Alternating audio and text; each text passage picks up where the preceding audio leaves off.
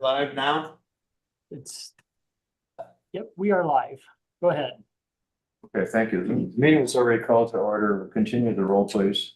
Trustee Virgo. Here. Trustee Gray. Here. Trustee Johnson. Here. Trustee Lazio. Here. Trustee Lee Munyon. Here. Trustee Pandolfi. Trustee Cook. Trustee Step. Trustee Themis. Yes. Trustee Weezy. Here. Trustee Wilson. Trustee Whitehall. Yeah. Okay, thank you. So let's move to join. We'll have the pledge and You'd like to join me in the pledge? Pledge allegiance to the flag of the United States of America, to the republic for which it stands, one nation, under God, indivisible, with liberty and justice for all. So, my topic today is trust. And I looked up a definition of that because it's really important, especially in the work that we do in the library board with all of us together, staff, all the libraries and our people in the libraries. So trust is a firm belief in the reliability, truth, ability, or strength of someone or something. Relationships have to be built on trust. And that's confidence, belief in that you or I are trustworthy. And so I pulled up a couple of scriptures that I'd like to read in regards to that because it's very important. And the Isaiah 26, verse 3 and 4 says, "You will keep in perfect and constant peace the mind who is steadfast and that is committed and focused on you," meaning the Lord, "in both inclination and character, because that one trusts in you and takes refuge in you with hope and confident expectation." Trust confidently in the Lord forever, for he is your fortress, your shield, your banner.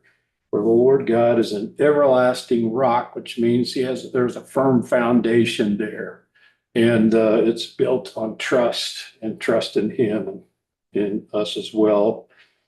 And the other two, Proverbs 3, verse 5 and 6, which I really enjoy these. "Trust in the Lord with all your heart and lean not to your own understanding. In all your ways acknowledge him, and he will direct your paths." And so if you'd like to join me in a word of prayer.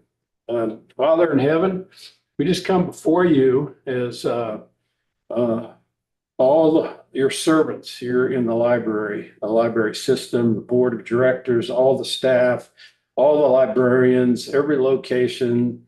Father, we just thank you that you're building a confidence in one another, and you're building trust in all these locations and all of us together. And so, Lord, I'm asking you in this hour, would you continue to build that bond of trust and confidence in one another? We thank you in the Lord's name. Amen. Amen. Thank you. We don't have any formal reflection for Father Michael. The reason so is that I was told a couple weeks ago, I think, by Jim, that the cover of the handout today is going to be referencing the fact that the library had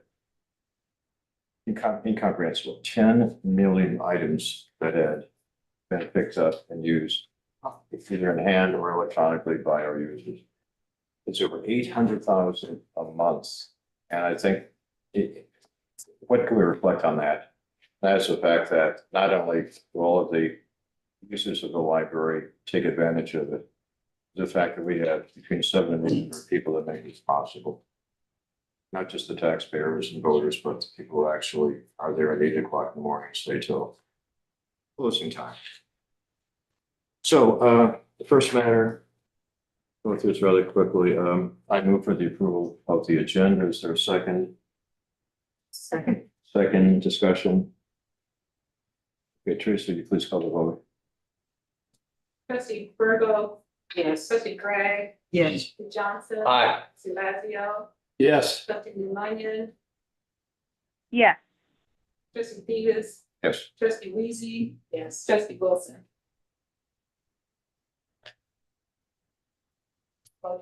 Okay, and I move for the approval of the consent agenda. Is there a second? Second discussion. Teresa, will you please call the vote on this too? Trustee Virgo. Yes. Trustee Gray. Yes. Johnson. Aye. Trustee Lazio. Yes. Trustee Lumenyon. yes, Trustee Step. Trustee Davis. Yes. Trustee Weezy. Yes. Yeah. Thank you. I understand there are no visitors' comments today. Board reports, anything from the building committee? No, I think we're in the process of starting to be able to talk about the construction and consideration of, in terms of maintenance regarding headquarters, but nothing that we have met about at this point in time.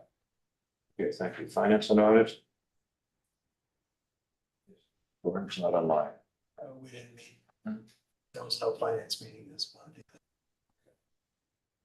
And fundraising, development? Yes, I have a few things. I'd like to share on behalf of the Development Department that we have a couple of exciting events this week happening. The 18th, so Thursday, correct? I'll get my dates correctly. Thursday, will be Reading Rocket launch party at Zona Rosa between 9 and 11. Of course, all the trustees are invited, encouraged to attend, as well as those who are public listening. And then also Friday, another rocket launch party, and that one will be in Hickman Mills. Again, 9 to 10 or 9 to 11 in the morning. Encourage you to come out and see all of the excitement around that. I can't be there Thursday, but I plan to bring my granddaughter to the one on Friday morning, and she's pretty excited over it. The foundation board will then meet Friday at here at headquarters at 12:30, and that'll be our official meeting. We've been trying to schedule around the ALA conference and so on. And I just wanted to make a note with regard to ALA. I had the privilege of attending that in San Diego and made sure that I targeted some sessions that dealt with fundraising and partnerships with foundations, community and so on, and came away with some really good information and ideas and understanding. I look forward to sharing with the foundation on Friday at that meeting. A couple of dates to put on your calendars to look out for. Save the date for the Lit Up Awards reception Friday, September 20th at 6 p.m. And also then it says your pencil in, so I'm thinking this means maybe not quite official, but pencil in October 11th for the Legacy Luncheon. Those things are forthcoming in September and October. And as always, I thank Diana Ryder for her assistance in compiling the information to share with you. Thank you. Personal committee? Personnel committee did not meet in June or July. But we will have another SE item on the agenda for the health information. Right. Okay, great. And technology committee? the technology committee did not meet. Brian, I don't know if you have an update. No, I don't, Lori. We're status quo. All right, Thank thank you. you. Thank you, Lori. Finance reports? Yes, good evening. Click to the next page. The library's financial year ended on June 30th, so we're in the process now of closing the books, doing all of the financial reports. So what I have to report tonight is what we're calling the unaudited financial statement as of June 30th, 2024. There'll be, minor adjustments as we go through the auditing process before you see the final financial report later this summer. Excuse me. The first page I want to share with you is the property taxes. The library collected 66.16 million in tax revenue in the current year that just ended. That's compared to 61.3 million for last year. And our budget, we exceeded our budget by about 2.5%. Going to the next chart. This is our cash chart, just looking at the general fund cash. And we finished the fiscal year with $16.34 million. It's about 352,000 or 2% more than our projection. But you'll note, looking at that chart, that the fiscal year ended about $8.5 million lower than last fiscal year, which was at 24.8 million. On to the next slide is the general fund. The general fund collected $62.66 million. It's about 4.5% higher than our budget. Our expenditures were $67 million, which was about 97% of our budget. So we had an operating deficit for the year of just over $4.35 million. The next slide is the capital project fund. This fund had 10.4 million of revenues and transfers in from the general fund, about 3.5% higher than our budget. And our expenditures were 14.57 million, about 87% of our budget. So this fund ended with an operating deficit of about $4.1 million. And lastly, I want to just briefly touch on the health insurance fund. As you saw on the agenda, we'll discuss this in a little bit more detail in a minute, but the health insurance fund collected $4.5 million, just almost even with our budget. But our expenditures were 4.8 million, which is about 2% higher than our budget. And so you'll see on this slide, we had made some adjustments to our administrative costs and our stop loss premiums, but those still weren't enough to combat the increase in claims that we saw for this fiscal year. So we will need to amend the budget so that we have a balanced budget. Other than that, I don't have anything else, but I'd be happy to answer any questions that you all may have. Any questions of Jeremy? Okay, thank you. Understand there's no unfinished business. New business, we have 3 issues with staff. Guide us through those, please. Sure, Jeremy. I'll start with the first one. Piggybacking off that last slide you saw, our fiscal year has ended. The actual expenditures were about 2% more, as I stated.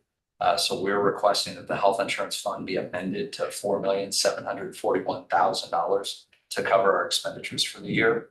As you saw in that former slide, we do have sufficient fund balance in this fund. We would take about $100,000 of that fund balance to cover this deficit. That would still leave us well within our limits on this fund per board policy.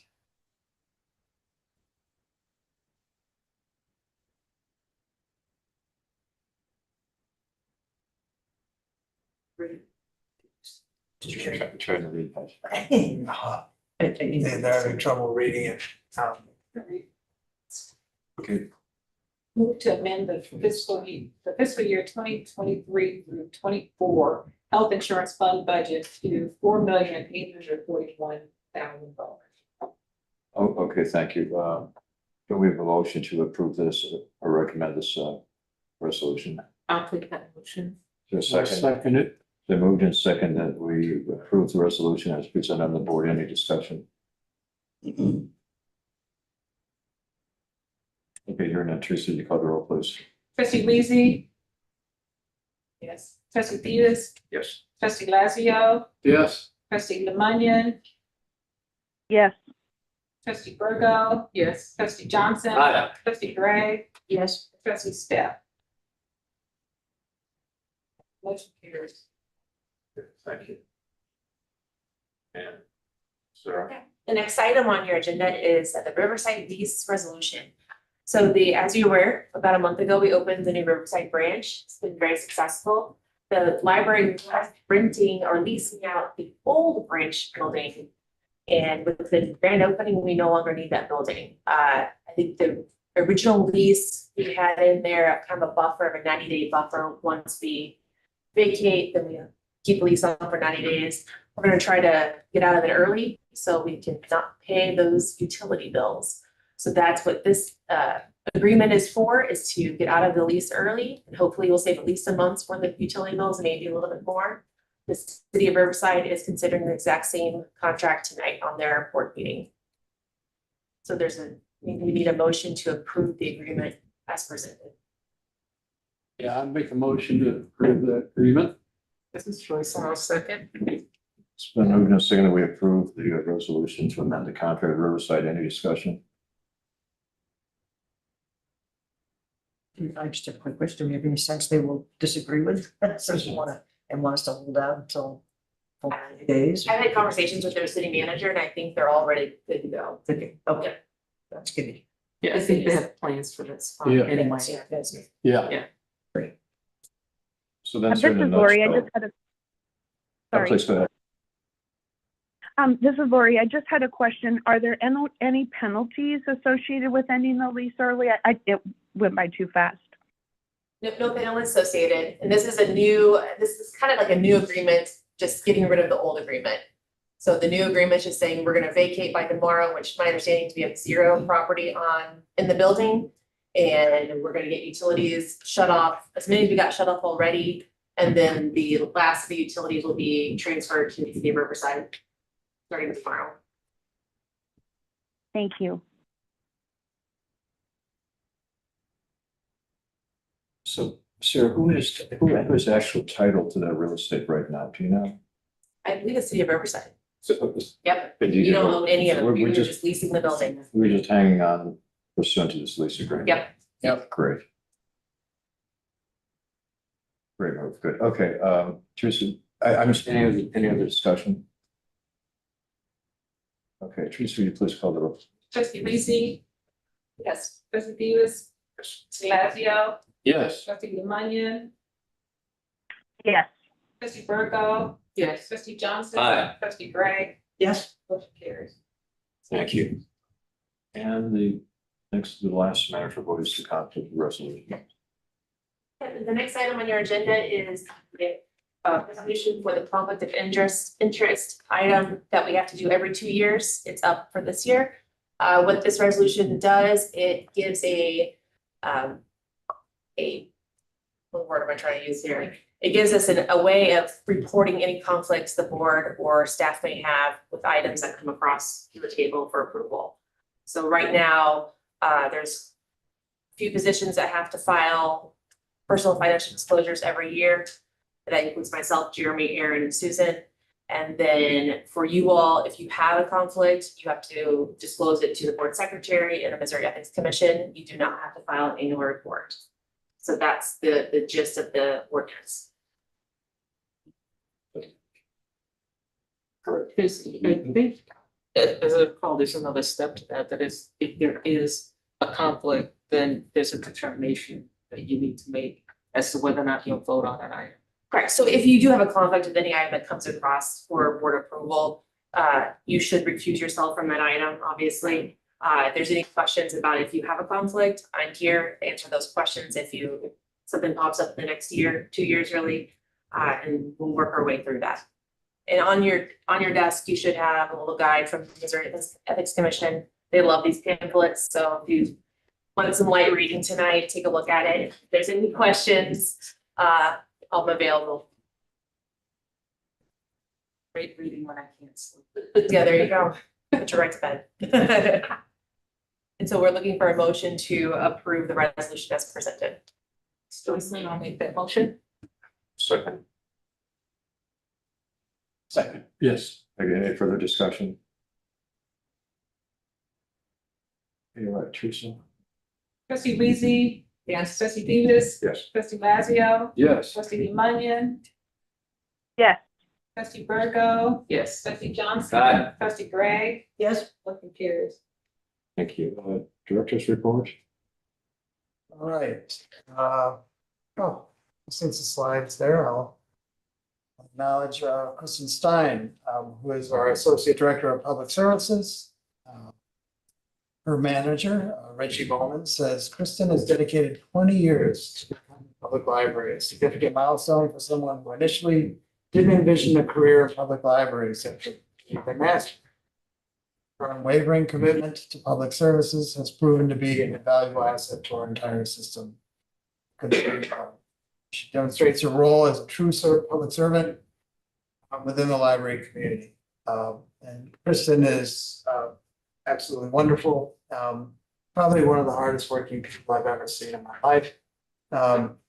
And she is a great librarian, but also if you have any questions about walkthroughs or unfinished construction work, you go to Kristen and she's gonna help you there. She's quite popular with legislators. So if I need to meet someone in any of the three counties, I go to Kristen and she's like, oh, I know them, I met them. So she's wonderful. So thank you, Kristen, for your service. So then next we have Jordan Kieferhaven. She's the assistant manager at Edgerton, Camden Point, and Dearborn. So Tiara Dixon, who we've all met, says that it's a great pleasure to recognize Jordan for her 20 years of exceptional service to the North Platte branches of Midcounty Public Library. Beginning her journey as a page during high school, Jordan's passion for the library led her to earn a master's degree in library science, dedicating herself to improving access and opportunities for our rural communities. Jordan's unwavering commitment and enthusiasm over the past 2 decades have greatly enriched the impact of our libraries. We're deeply grateful for her dedicated service. So thank you, Jordan. Truly a wonderful woman. I've had the pleasure of meeting on a number of occasions. They do great work up there in Northern Platte. Yeah. All right. You have your monthly report here. I'm going to start with some statistics because I do think it's worthwhile mentioning. Last year, we reached 10.2 million books circulated, which is a milestone for the library. We exceeded 10 million. So that's up from last year, obviously, and it demonstrates that people are more passionate about reading this year as they were the year prior. So we're doing a brisk business there. Our active users have also increased by 6% to 309,000. Meeting room use is up 48%, which is also noteworthy. And our program attendance is up 10%. So all of this says what we all know here, that libraries are relevant and in demand. So that's great news. All right, so we have a guest today, and I will tell you a little bit of background about how I became aware of Edison's work. So Jeannie Pemberton is the Blue Ridge Assistant Manager. And we get these reports every so often about work that's done in the branches. And one of them, there's a story about a woman who came into a branch who was in need of assistance. And I'm not going to tell you that story because I want Jeannie to tell you the story. But I don't choke up much. But when I read this story, I did. It was just magnificent. It demonstrates the impact we have in the community. So Jeannie, could you come up and tell us a story and a little bit about your work you're doing down there on Blue Ridge? Thank you all for having me. Good evening. As Erin said, I'm the assistant branch manager at Blue Ridge. I've had the pleasure of working for the Midcounty Public Library for the last almost 5 years. It's just promoted to assistant branch manager in the spring. Before that, I was the community resources coordinator at Blue Ridge. If you know anything about Blue Ridge, we are in South Jackson County, and we do consistently really high tech help. So we have a lot of folks who come in consistently rank highest in print jobs and computer assistant. And I wanted to share a story about a customer who came in earlier this summer that I had the pleasure of helping. Her name is Roberta. She is in her 80s. She identifies herself as having pretty low tech skills. And she came into the branch. She was very concerned because she had had a door-to-door salesman come to her house and sell her on a security camera footage package for her house. There'd been an uptick in property crimes recently, and so she's very concerned about that, as anybody would be. And the door-to-door salesman had told her that it would be a free trial of the service. So she signed up, but what she didn't realize, what he had forgotten to mention intentionally, was that she got an email a few days later saying that there would be a $5,000 installation fee for the camera, which she could not afford. I don't know many of us could. Wow. Just very concerned about how to cancel this service. The email in fine print had a number of ways you needed to do that, but of course it was a very extensive list of information that was needed. Her account number, which was hard to find, the payment she had used, their contact information. They wanted you to send a very specifically formatted letter to their company through both mail, email, and fax with all of this information. Well, this was beyond what she felt like she was able to do on her own. She's very, very concerned. I had the pleasure of sitting down with her on one of our computers, being able to assist her with gathering all of those pieces of information, putting that all into a document, and then being able to send that off in the ways that were required in order to meet that cancellation requirements. She had come in extremely anxious and she left. She was just so effusive of her gratitude for the library.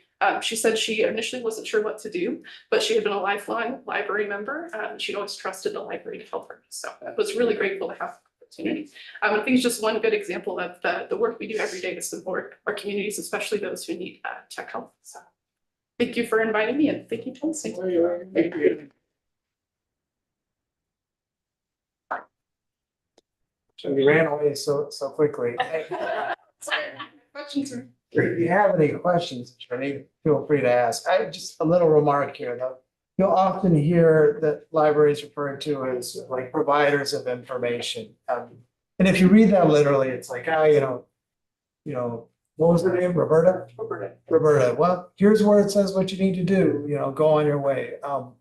But our real work really is kind of guiding people through processes like this, and that personalized touch is just, it's something you can't get on the internet or from a book. So thank you for your service, and making a difference in our life. Yeah, can I make a comment? Oh, yeah.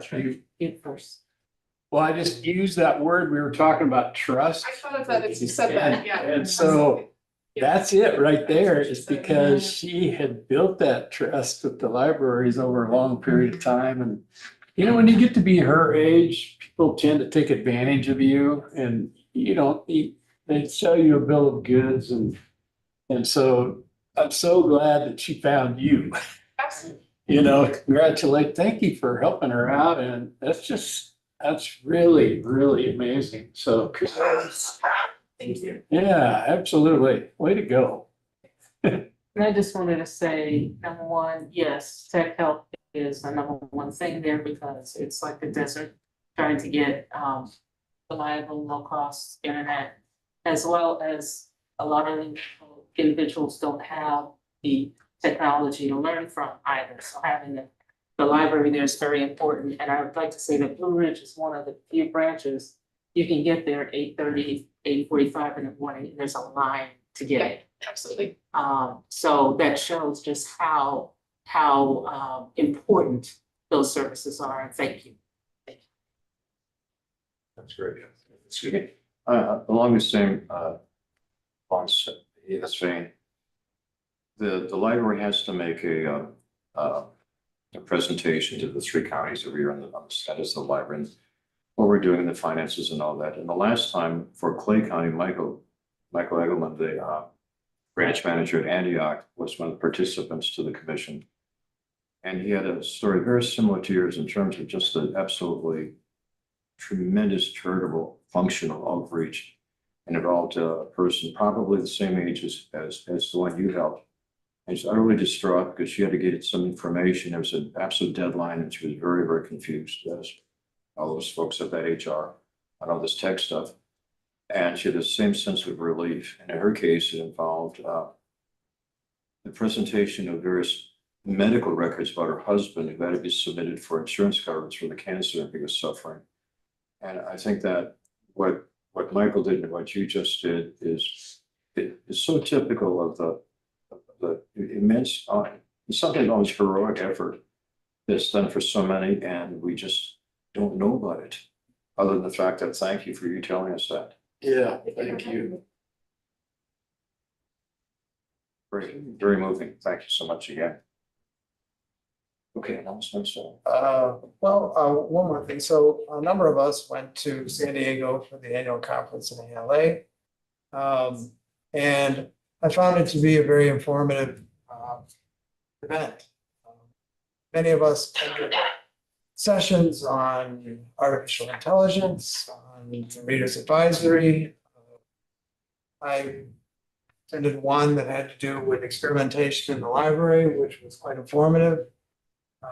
And Teresa, and I think some of our trustees actually attended sessions on, what was it? Board. I